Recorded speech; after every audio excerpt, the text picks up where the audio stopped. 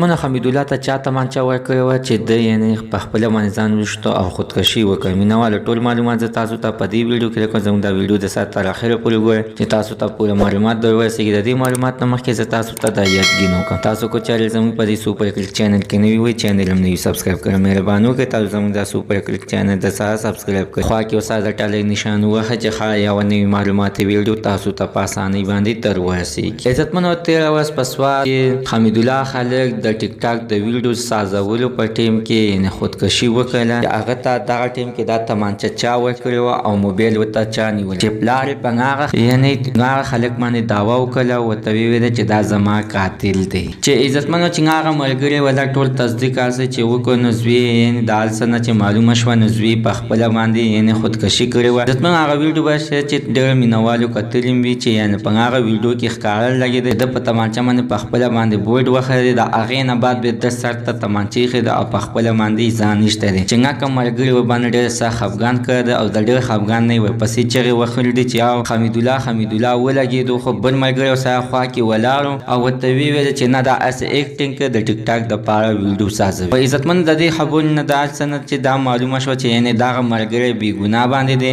په هغه باندې څه الزامات نشته دی. او حمیدالله په خپله باندې د خپل کور نه تمانچه اخیستې وه د ده کې دپاره چې زه د ټیک ټاک دپاره ویډیو سازم. عزتمند د ده په هره باندې ستاسو څخه د حتما راسره خپله رایې لاندې په کمنټ کې شریکه کړئ. زموږ د عزتمند نننۍ معلومات د دې ځای پورې د نوي معلومات دپاره د سره زموږ د سوپر کلیک چینل د سره سبسکرایب کړئ. خوا کې یو سره د ټالی نشان ووهئ چې ښایي یوه نوي معلوماتي ویډیو تاسو ته په اسانۍ باندې در ورسېږي.